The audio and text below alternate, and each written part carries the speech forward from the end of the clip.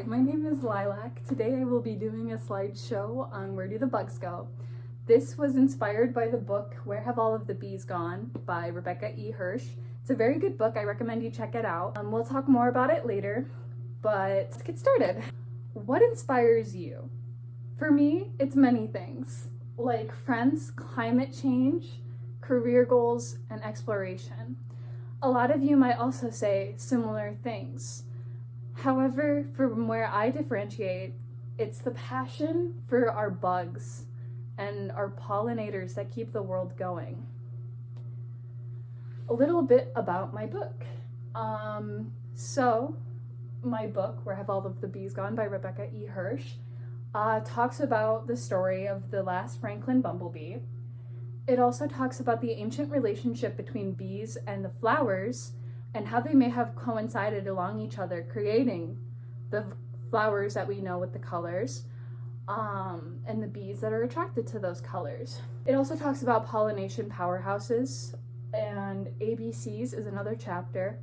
It talks about disease spillovers from these powerhouses. It also talks about a story when pesticides had killed many bees in one single parking lot on impact.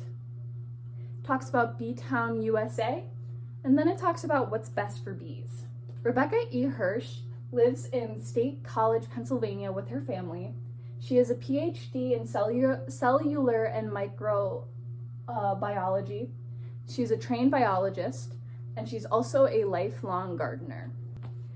What are pollinators? A lot of people don't realize that pollinators can range from ants all the way to wasps. So we have bats, beetles, birds, bees, obviously, butterflies, flies even themselves, moths, and wasps. Why are they important again?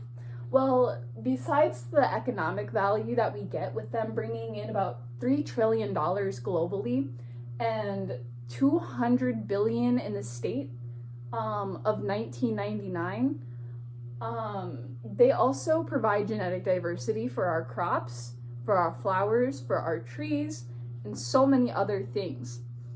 They also produce half of the fats and the oils that we see today in our stores. They also pollinate over 150 different food crops that we eat in our day-to-day life.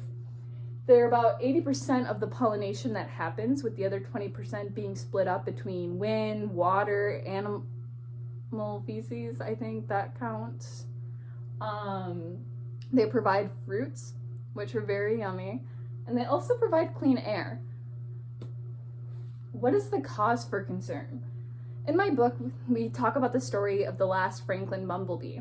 Now, I think it's important to clarify that the Franklin bumblebee is not extinct, and has always been a relatively small population in the state of Oregon and California.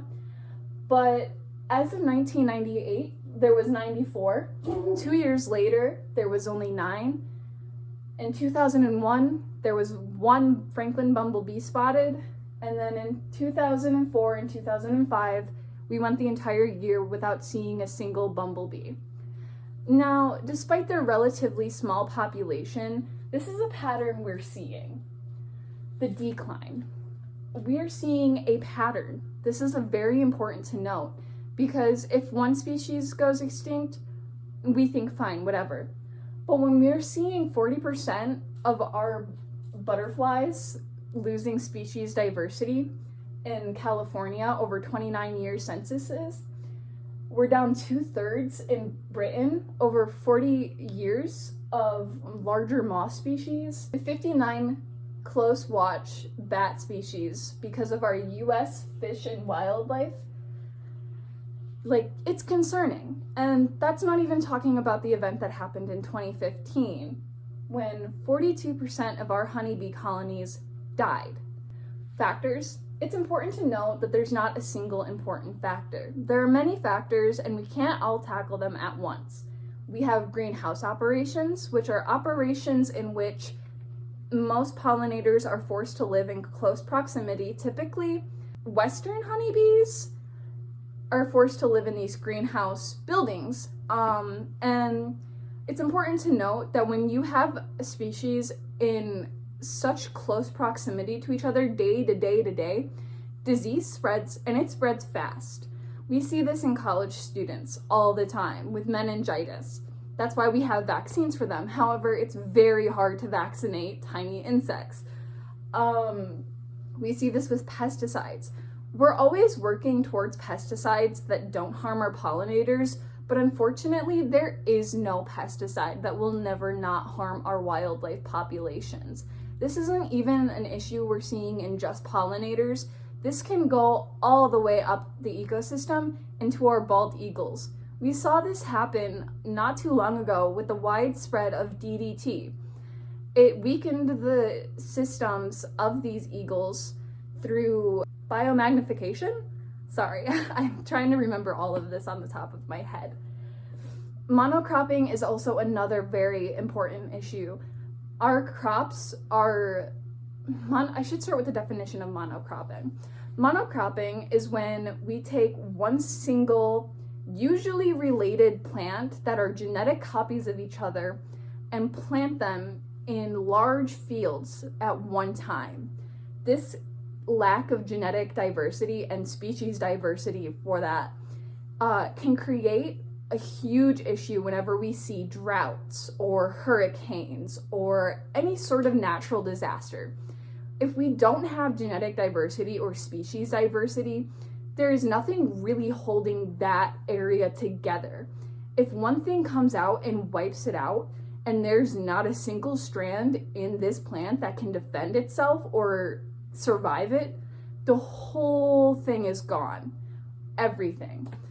We need genetic diversity and species diversity. Invasive species. We don't actually think about it a lot in our day-to-day lives, but the honeybees that we bring over from Europe, your typical honeybee that you think of when you think of bee farmers, is actually invasive. What I mean by that is that we're treating them with such care that a lot of people don't realize that they're actually taking from our native bee species. There are tons of bee species in America alone. Imagine how many there are all around the world. And if we aren't protecting and using our native species designated for our native flowers, that can cause a huge issue. There's also pollution. Pollution hurts everyone. Not only the animals, but it hurts you too. Places like India, where they're densely packed and there's a lot of pollution in one area with residents, we see that things like lung cancer increase, which, I know a lot of people don't think about it because we live in America and it's so widely spread out, but it's not only that. Eventually you're gonna have to start worrying too. Climate change. Climate change is a huge factor as to why native wild bee species and other pollinators are going extinct. It's because that our flowers are blooming at earlier times because of the warmer climates, and they're not emerging fast enough because it's such a fast change. I don't think people often realize how fast climate change happens. I mean, yes, there's a natural incline in heat most of the time. We've seen this happen since long before fossil fuels. We can estimate that our climate has been warming. But because of the burning of fossil fuels and extraction of them, it's happening at a much faster rate. And evolution cannot happen at a fast rate. It is no longer survival of the fittest. It is genuinely just pure death. But I want to finish this video on a good note. We're not totally helpless. And yeah, I could tell you to get active in your community and plant things, plant native species. I could tell you to keep honeybees or whatever. I'm not going to tell you to do that. I don't expect you to do that. Most of us don't even have the resources or time to. But what you do have the resources and time to do is vote. It is an election year as I'm uploading this video.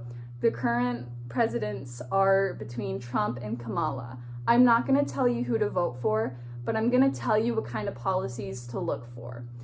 If you're voting for a president that is concerned about other world affairs, that is a very bad sign. We need to focus on our country first. We need to focus on our plants and our animals first. Our policies should not only help us Americans, but it should help our Native American species. Now, I'm not only saying you should vote in the presidential elections. Go to Senate, go to Congress, House of Representatives, bills, school boards, anything that you have a say in, have a say in. Every vote counts. It doesn't matter who you are or what you do or what you look like. Vote for the planet so that way you can come second. And then obviously, it's not a complete sideshow without your sources. Obviously, we have my book. We have the U.S. Forest Services with the USDA. Article posted by Owen Robert. All of my sources will be linked in the description below. Feel free to check them out, and please do read them, because the more information that you have, the better you can make sure that it doesn't, like our doomsday doesn't happen. You know? Anyways, that's it. Bye! Hey guys, it's Lilac. I just wanted to pop in and say thank you so much for watching. I just want to mention though that I am not an expert. These are my slides. I have my sources. However, that does not mean that I'm always correct. Anyways, bye!